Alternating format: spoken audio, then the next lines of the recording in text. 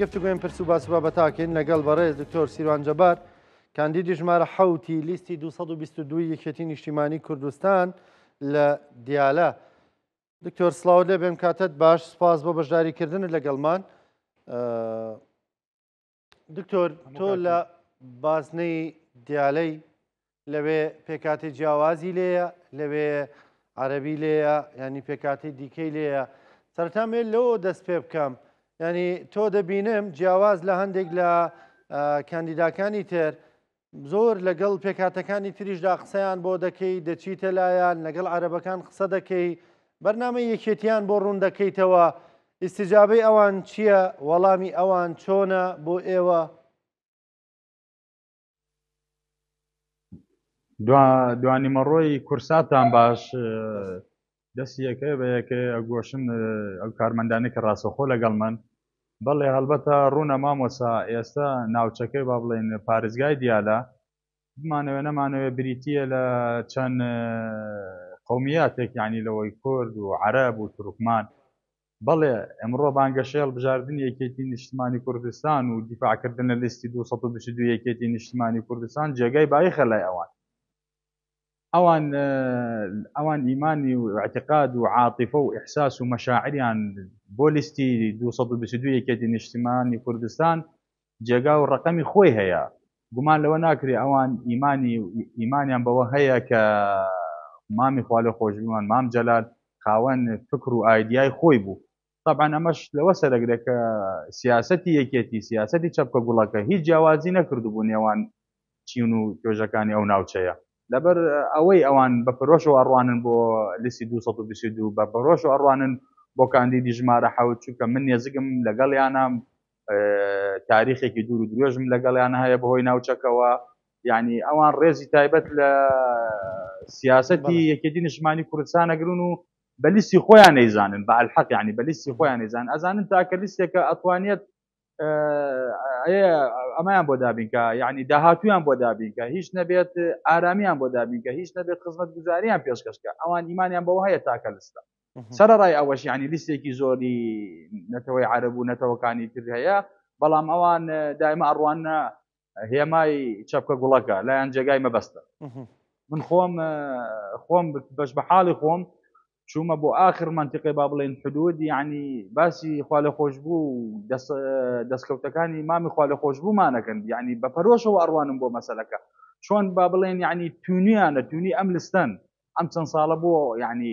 ئەوان پێیان خۆشە ئەو لستە لەورابێ، یعنی یەکێ لێ بە لێدوان بە دیکۆمنت لامە کە چۆن باسی خوا لە خۆشببوو مام جەلالەکە، چۆن باسی سیاسەتێکە، چۆن باسی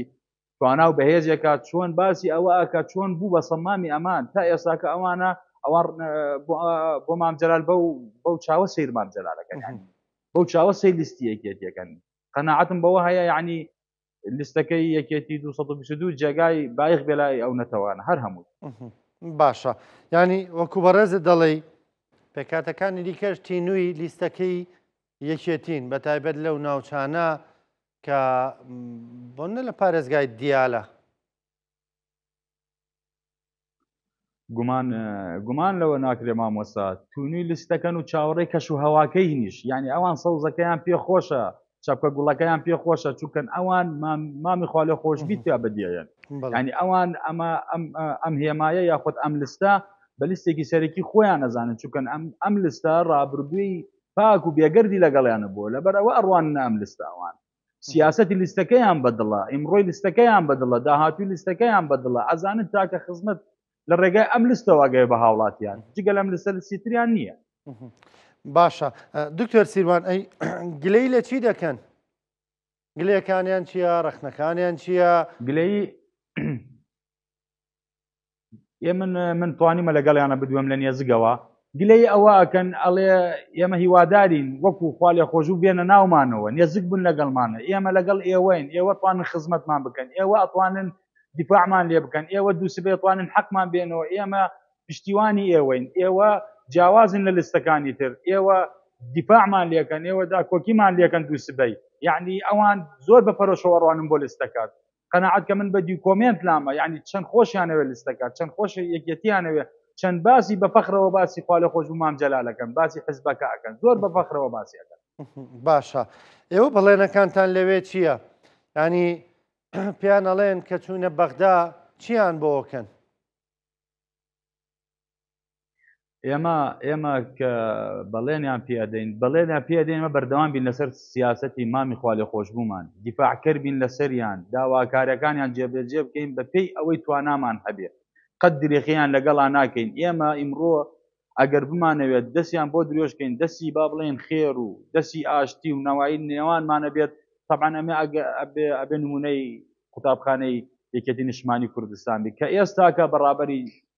جەنابی سەرۆک پاپڵ جەلال تاالبانی بەڕێوەوە ئەوان چاوەڕێی ئەوە لێمانەکەن کە چۆن مامجەلال لە کۆندا دووە ئێمەش ئاوهاتەوایکەین ئەبێت ئێمەش ئەو ڕێڕەوە بەردەوام بین لەسەری بۆ ئەوەی هەموو متمانەیەکێتی هەر زیندوو بێ لەو ناوچەیە ناوچەکە ئیمڕۆ بەڵێنی ئەوە لە ئاستۆ ئەگرینیەمە ئەگە بڕۆینە پەرلەمان دەستی خزمەت گوزاریان بۆ درێژکەین دەستی هاوکاریان بۆ درێژکەین کەم تەرخەمیان لەگەڵانەکەین چونکەن ئەو ئایدەلۆجیای لە فتریانە چەسپیاوە کە مامی خوا لە خۆشمان چی بۆیان کردووە یعنی من دیکۆمنت وام لایە ئەڵێ هەموو دنیا بەلایەک و سیاسەتی مامی خوا لە خۆشببیتان بەلایەک ئەوانە من شادەیە وسامە شەرەفە بۆ من باشە دکتۆر ئێوە بە تایبەت خۆتان وەکو کاندیدێک لە چ وارێکدا کار دەکەن ئەگەر بچنە بەغدا و وەکو دەڵێ کارەکانی خۆتان لە چ بوارێکە لە چ مەجالێکا چڕ دەکەنەوە؟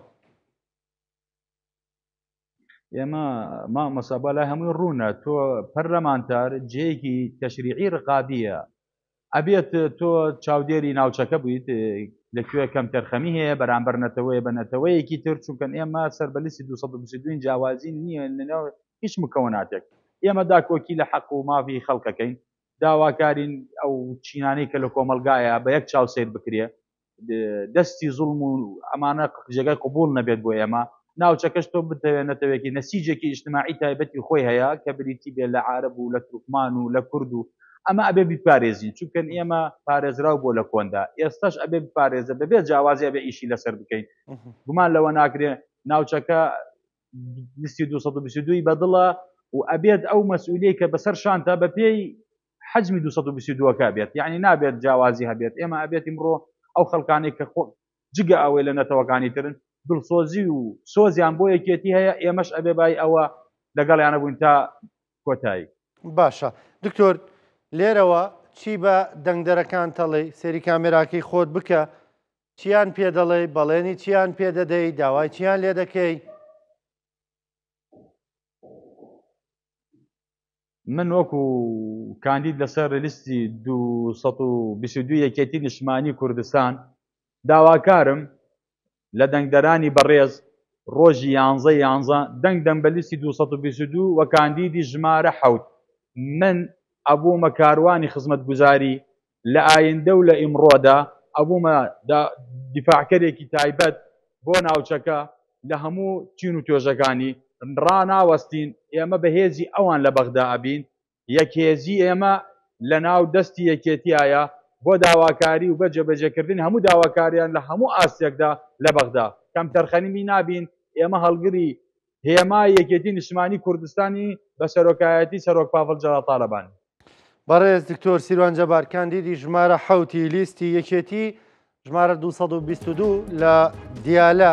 بە هیوای سەرکەوتنت بە هیوایەوەی لە بەغدا بتبینینەوە سپاس بۆ بەشداریکردنت لەگەڵمان